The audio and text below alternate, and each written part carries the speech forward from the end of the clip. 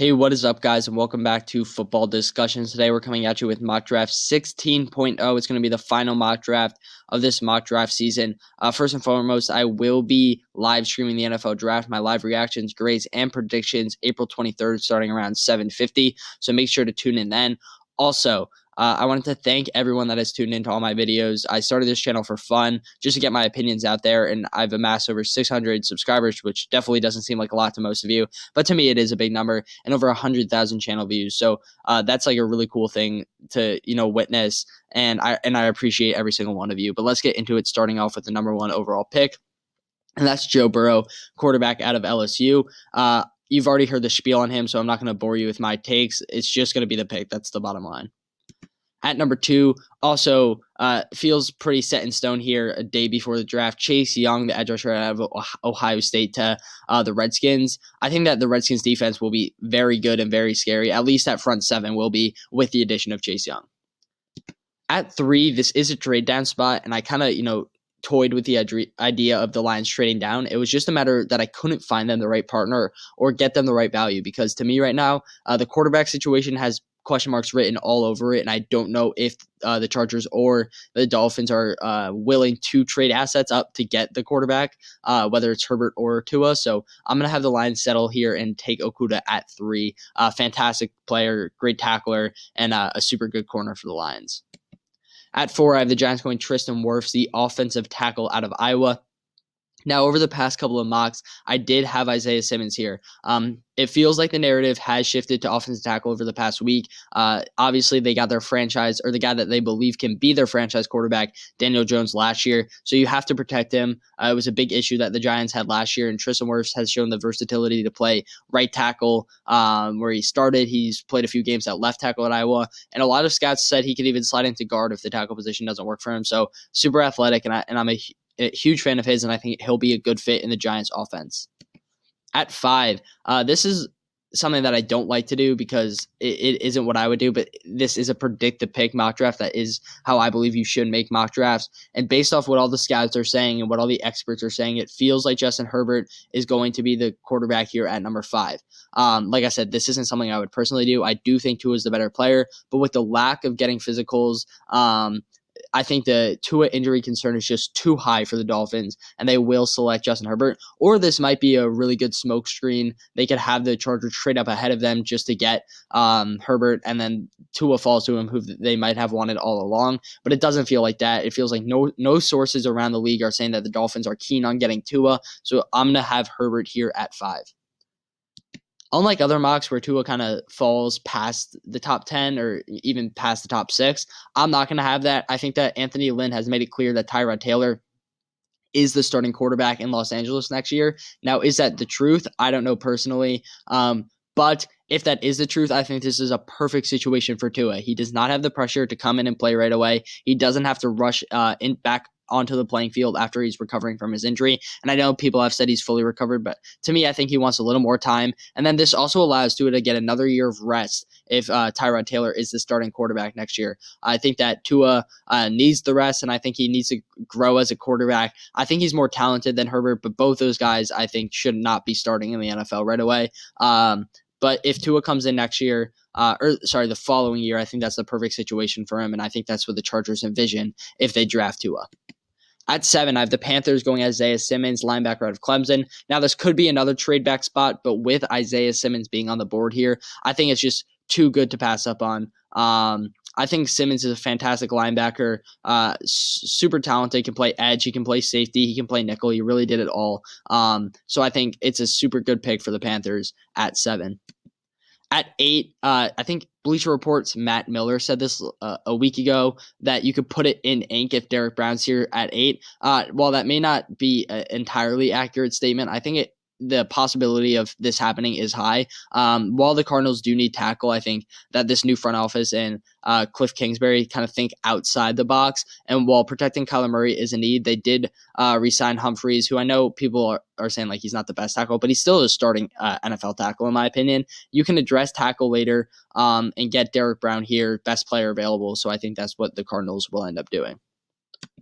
At 9, we have our first trade. Denver is trading 15 83, a fourth next year, and Royce Freeman to the Jaguars for the 9th overall pick. So they're moving up 6 spots here, trading a third, a fourth, and Royce, as well as swapping first. To me, it feels like the Jags are getting rid of Leonard Fournette, and I'm not saying Royce Freeman can be a starter, but he can definitely be a rotational player for the Jaguars immediately, make an immediate impact. I'm a big fan of Royce's. I think he was good on the Broncos, but with the addition of Melvin Gordon, it feels like he doesn't have a place on that team anymore. So I have Royce going to the Jags. And the Broncos trading up here for Jerry Jeudy, the wide receiver out of Alabama. It used to be Ruggs. I thought the Broncos would be trading up for Ruggs, but now the narrative has switched to getting Jerry Jeudy. I don't know if that's true or not, but I'm going to follow along with what the scouts and the insiders are saying because, that's the most reliable thing and the most reliable source to do. So Jerry Jeudy here at 9 to the Denver Broncos. Back-to-back trade up here. I have Atlanta trading up 16, 47, and 143 to the Browns for 10. So the Browns are getting a second and a fourth out of the trade, as well as swapping first with the Falcons. And the Falcons are going to move up and get C.J. Henderson, the cornerback out of Florida. Henderson's a beast in coverage. I think he rivals Okudah with his coverage skills. It's just the lack of tackling, which is why I have Okudah rated higher than Henderson. However, I think the Falcons desperately need a corner. I think Isaiah Oliver is their number one corner right now, and that's unacceptable to me. I think Henderson is a fantastic coverage guy and can be your number one corner right away in Atlanta.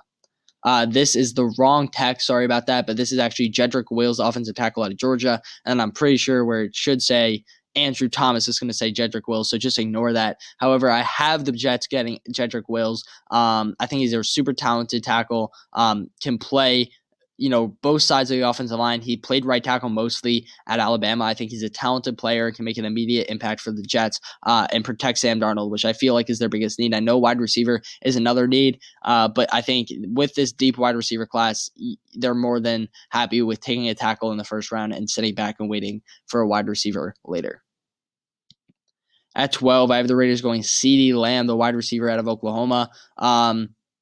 Lamb is a beast. The rack ability, the hands, and his jump ball ability all make him the most complete receiver in the class, in my opinion. I think that he's a unique player with a unique skill set, and fitting him with John Gruden's offense in Las Vegas, I think, is a really fun thing. It also gives Derek Carr a consistent target with good hands, so I think it's just a really solid pairing in Las Vegas.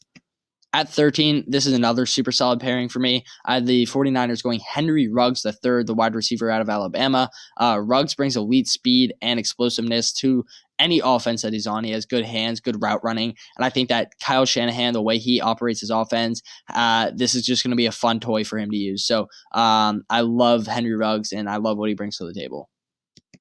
At 14, this is where it should say Andrew Thomas. I have the Buccaneers going Andrew Thomas, offensive tackle out of Georgia. I think Andrew Thomas is the highest floor out of any player in this class, especially at the tackle position. He's going to come in and start right away and be a really good left tackle for the Buccaneers, and you got to protect Tom Brady back there.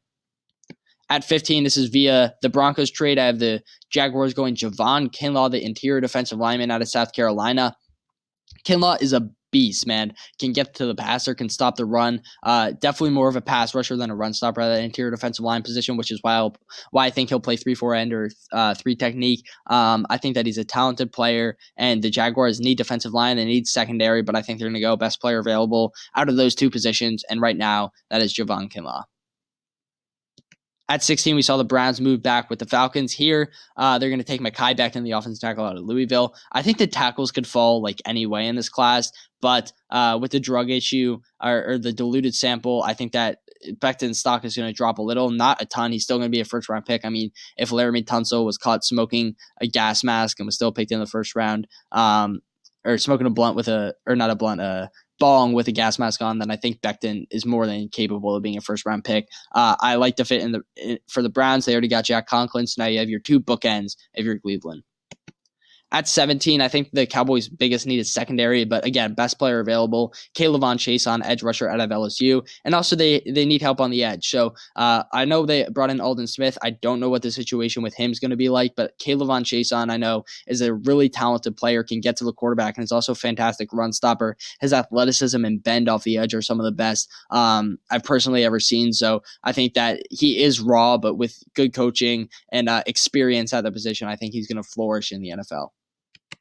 At 18, I have the Saints trading up here with the Dolphins. Dolphins are trading down because I think, to me, it's too early to take a Josh Jones or an Austin Jackson or a Isaiah Wilson here at 18, so why not get more capital? So the Saints are trading their first-round pick, a 2 next year, as well as 169 for 18th overall pick from the Dolphins. And the Saints are going to get their quarterback of the future, Jordan Love. I think Sean Payton and Drew Brees have made it pretty clear that Drew Brees is in his final year as a Saint and in the NFL. I already signed that deal with NBC to be a broadcaster. So why not draft his replacement, a super talented player, Jordan Love, who is raw, but reminds me a lot of Patrick Mahomes coming out of college. Now, I'm not saying he's anywhere near Patrick Mahomes, but there are similarities there. The way they throw, the way they can bend their arm and make those absurd throws, and their ability to create plays outside the pocket, all very similar. I think that Sean Payton can coach this guy up and he can learn for a year under Drew Brees, and it's a perfect situation for Love to go to. At 19, I have the Raiders going Jalen Johnson, cornerback out of Utah. His name has been linked to the Raiders for some time. I think that it's just a tricky pick here for the Raiders. They could go linebacker potentially, get their third linebacker. I know they've already addressed that in free agency, you might say, but they still are missing one linebacker on their defense. Corner is definitely a need. Safety, you could even say, is a need. But I have them going corner, and I know Gladney might be better in some people's opinion. You could even throw Fulton above him, and even Terrell. But I think the cornerbacks after Henderson and Okudah are so spread out on so many people's different draft boards. So it feels like Jalen has been most tied with the Raiders out of any of these guys. So I have them going Jalen Johnson at 19. Fantastic tackling corner and a really good coverage corner as well. At 20, I have the Jags addressing safety here. Safety is a big need. I think it's an underratedly big need for the Jaguars, and they're going to get the best one in this class with Xavier McKinney, safety out of Alabama. He played nickel, he played safety, and he played box. So I think that he's a great tackler and great in coverage as well, and that's the exact type of player that the Jags look for at safety. At 21, I have the Eagles addressing the wide receiver position here, Justin Jefferson out of LSU. Jefferson is the best slot receiver in this class. If Jerry Jeudy decides to play boundary in the NFL, I don't really know what teams are going to do with Jeudy yet, but if we're just talking about pure slot receivers, I think Jefferson is the best. His route running rivals Jeudy's, although it isn't that good or as good as Jeudy's. I think that it's definitely up there.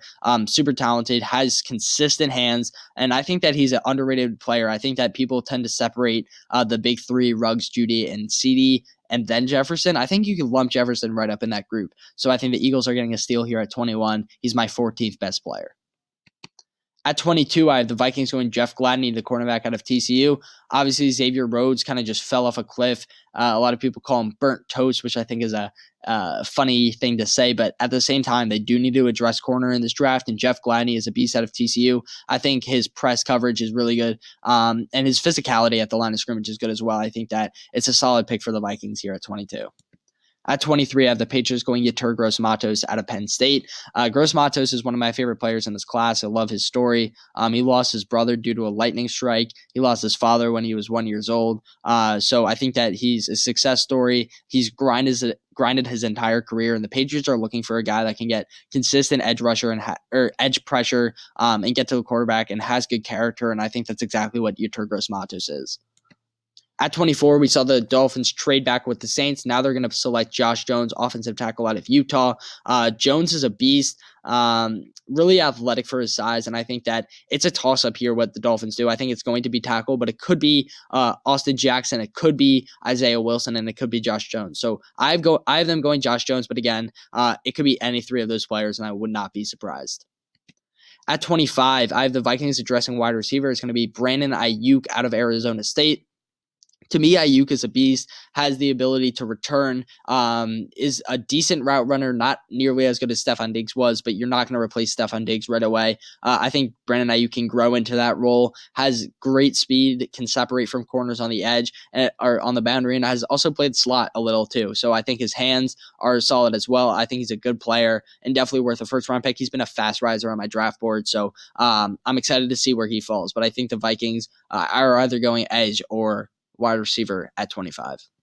At 26, the Dolphins, with their third first-round pick, are addressing offensive line once more, but this time it's going to be interior offensive line. I think it's an underrated need for them. I think people are so focused on offensive tackles. Yeah, you brought in Eric Flowers, but the Dolphins, all five of those guys were terrible last year. So getting Eric Flowers fixes one guard position. I think Cesar Ruiz can play center or guard. He played both at Michigan, has that versatility. So I think it's a good pick for the Dolphins to, focus on what their biggest weakness was last year, and that was offensive line play. And they already got their quarterback of the future, and now they just have to protect him.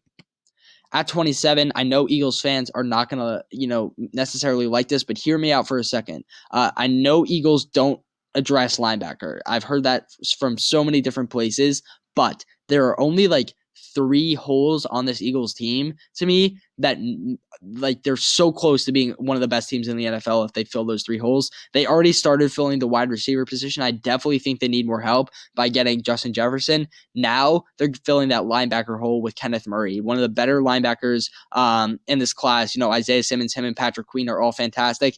And then later in the draft, they can address wide receiver and tackle the hole that Jason Peters left. But they're only trading a second, a 3 next year, and 2 4s. They still have a 3 this year and a 4 this year. They had 3 4s total. So they still have a 3rd and 4th round pick where they can address tackle and wide receiver one more time. And they're trading back into the first round and getting a linebacker. I think while fans might not like it, I think it's a logical trade. And the Seahawks always trade down, it feels like. So I would not be shocked if we see that happening. At 28, I mentioned his name just moments ago, Patrick Queen, the linebacker out of LSU. Queen is a beast, man.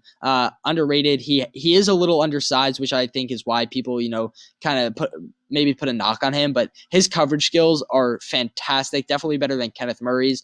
But then again, Kenneth Murray's is super good run stopper, which is why I have him a little higher. Patrick Queen is not a bad run stopper either and can really bring a spark to this Ravens defense. At 29, I have the Titans going A.J. Epineza, the edge rusher out of Iowa. Epineza can fill that hole that Jarrell Casey left. I think Epineza was one of those guys that fell victim to over-scouting. He was rated so high at the start of the year, and then as the year went on, we saw him fall down draft boards. At one point, I think if you go back and look at my first mock draft, he was probably top 10. So it shows you how high I had him rated. I still think he's worth a first-round pick, and like I said, he can play that 3-4 end spot where Jarrell Casey once was and fill that hole for the Titans. At 30, I have the Packers going Denzel Mims, the wide receiver out of Baylor. Personally, I have my concerns about Mims, but it feels like the rest of the media doesn't. He reminds me a little of DK Metcalf, where he has that insane athleticism. He's not a great route runner to me, and has struggled with drops, but doesn't have terrible hands. I think that Mims might go in the first round. I think this pick is going to be wide receiver. Could it be Jalen Reagor, perhaps? I definitely think that's an option. But for right now, I'm going to slide Mims here at 30. At 31, I have the 49ers getting Christian Fulton, the cornerback out of LSU. This is probably the furthest I've ever had Fulton fall. To me, Fulton is a solid player, dealt with injury last year and got toasted in the playoffs, which is why I think his stock has kind of fallen off. But he was consistently one of the highest PFF-rated cornerbacks in college football. I think he's a talented player, can play in man super well, holds his own versus bigger targets, and I think that he'll slide in and play immediately for the 49ers and help out their secondary. So back-to-back corners here. You could argue maybe running back for the Chiefs, but A.J. Terrell has gotten first-round buzz. People have a report even came out that he might go at the top half of the first round, which I'm not buying into, but it probably will end up happening because that's just how the draft works. However, I think he's definitely worth the 32nd overall pick. I think he's like my 29th overall player. Another guy that stock kind of went down after the playoffs, after he got toasted by Jamar Chase in the second half of that national championship game. But Terrell, over his entire career, I think he has like 30 plus starts, has been super good and super consistent. I think that his length and his size makes teams, inclined to take him, and I think that's exactly what the Chiefs are going to do. They're going to address cornerback first and foremost, and then move on to the rest of their needs later in the draft. All right, guys, that's going to do it for today's mock draft, my final mock draft. If you guys enjoyed it, please leave a like, and if you want to see more post-draft content, please subscribe. Again, tune in April 23rd. I will be live streaming the draft. But yeah, take it easy, guys. Peace.